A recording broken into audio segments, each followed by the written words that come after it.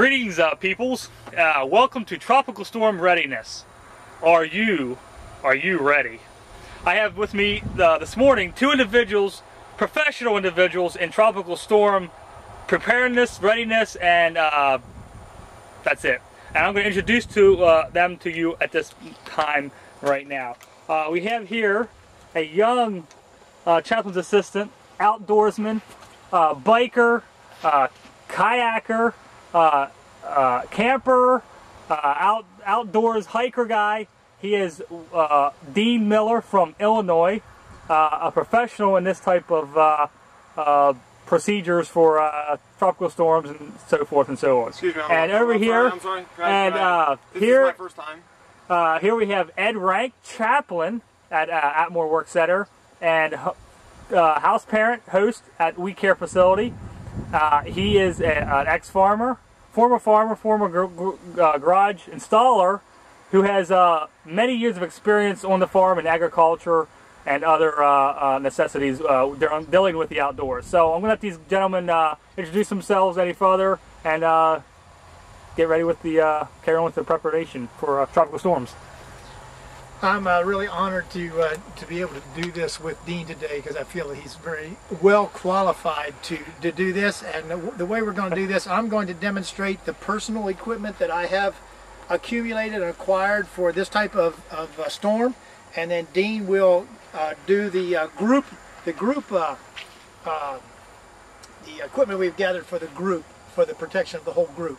And so we'll move over here to the equipment display at this time, and I will demonstrate the things that we've gotten together. So Dean, are you ready? I think so. You have something you'd like to say? Are you honored to be with me? I'm honored to be with Ed, and I'm kind of nervous about the whole thing because he said that I'm a professional, but at this sort of type of thing. But actually it's my first time, so. But when you see the equipment that he's gotten together, you'll realize that he is very well prepared. I have done my research. Yes, yeah. I have done for tropical, make sure you use tropical storms a lot. For tropical storming. So we shall at this time move over to the personal equipment that I have acquired for my own protection, and I feel that each person should. The first thing you need to do is put a floaty on, because if the storm would overtake you before the rest of your equipment's on, you do need to be prepared for it, and this floaty needs to be properly inflated.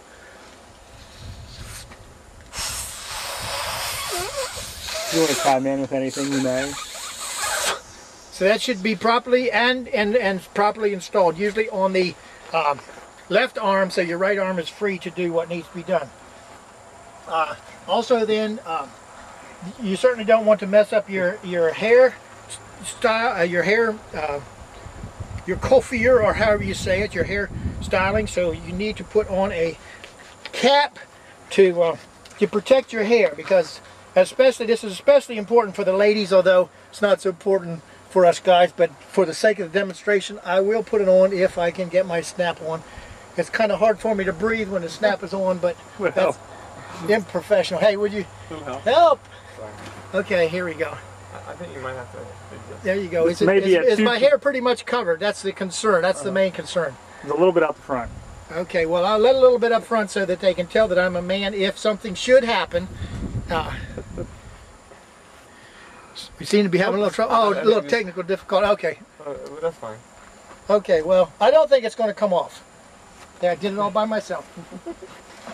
Next thing we need is eye protection in case there's reptiles or anything in the water that might swim into your eye.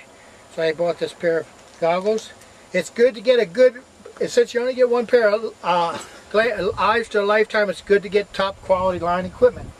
All right, in case the water gets deeper than you're anticipating, you do need a breathing device of some kind, which should be tucked under there, and it doesn't have to be placed in the mouth immediately. It just should be where you can get to it immediately if you need it.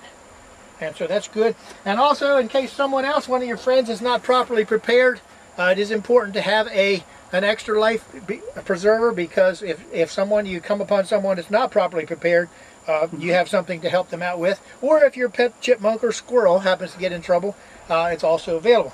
Now, because these storms tend to last a long time, you need a baggie, a Ziploc bag, with 2 cookies, homemade, preferably homemade, or you can get the ones already wrapped, 2 pieces of string cheese, and also 2 pieces of red licorice, and that will that will give you sustenance for quite a long time. Can I ask you why there's 2 of each? Well, in case you have a friend. Okay. See, it's not just about me. The same way with this, it's not just about me. It's about helping other people that might be in trouble as well. And so those go along with you. You want to put those in. Make sure they're where you can reach them. And then, of course, because rainwater is often contaminated with agricultural runoff, dead animals, reptiles, and raw sewage, you want a clean bottle of your own water. Now, this is extra. You don't really need this, but if you might want to back up so you can get this. It's also good to have a bigger device to hold you up. This one is probably just a wee bit small, and you put that on, and then personally, I mean, what can nature throw at you? What can Faye throw at us that I'm not prepared for? Just if you have any questions about what needs to be done, you can ask me at this time, and if not, I'll turn it over to Dean, and Dean is going to describe the equipment that's needed for the whole group, the safety of the group. Okay. I feel kind of naked without any of the equipment that Ed has, so I just have a few things. I wasn't able to afford all the high quality equipment that Ed has, outdoor equipment, so I just have here my goggles that I had to get a loan from Ed. So Get a loan for? A loan. Okay.